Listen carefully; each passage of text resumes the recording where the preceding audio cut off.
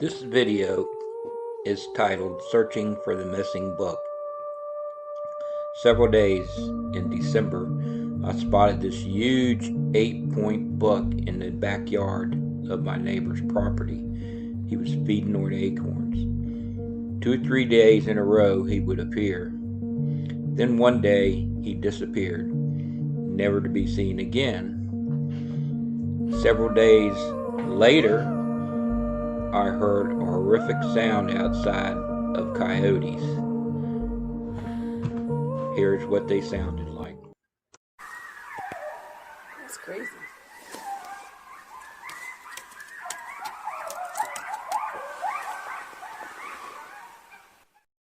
2 weeks went by. Me and my friend Dean decided to scout the area by the house to see if we could tell if the deer was still staying in the area.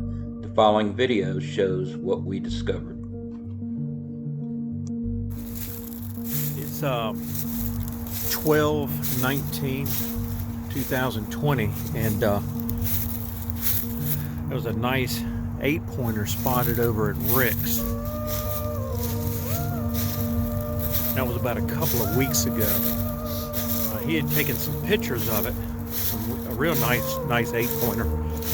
He had taken some pictures of it in the back of this yard right here, right beside his house. His house is the second house right down the street, and there's a couple of big oaks right behind the house, right here. And it looks like that big nice buck was jumping this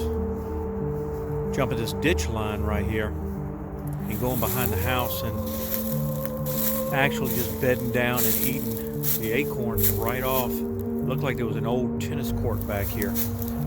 But this is Jason to 664. It's a nice little path through here.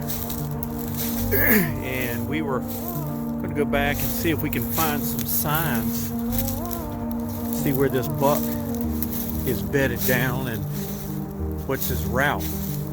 But 2 weeks ago, as Rick was at his house late at night, he had heard some coyotes back here, and they were just going crazy. Woke him up. It was around 8 o'clock, and he had actually put some sound. He had turned on the video to hear it, and he heard these coyotes howling like crazy. They were just they got a hold of something. He didn't know what it was, but after that he never did see the buck. The buck just disappeared. We were thinking that, that the buck's bedded down in here, or we're not sure. So we were taking a walk back here just to see what we can see. It's a beautiful area back in here. It's real thick, bedded up, and as we're going back, I'm seeing rubs, bed line, bedding area,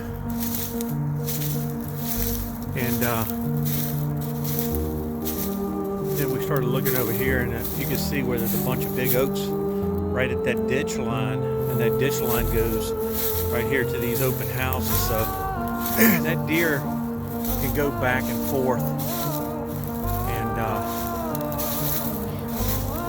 get food, and he can come right into this bedding area right here, real thick. And as I went up in there, you could see how thick it is up here, and you can see the beds laid all down. So we walked down through here, and we started seeing a trail line. And hey Rick, I think this is it right here. Yeah, this is it right here. So we got up in here and we saw this. Looks like it's hard to see, but you can see these leaves are tore up. And we followed this trail, and then right in here, it it is torn all up with tracks, and it looked like a big fight or something was going on. And you know, I got up in here and was finding beds and big rubs all over the trees right here. And as we got here, you got trees here, beautiful bedding area. And as we got up here, I hollered for Rick to come up for this spot, and he came up and he said, there's the deer. The deer's right here. And I said, you kidding me? And he said, no. He said, the deer's laying right here. And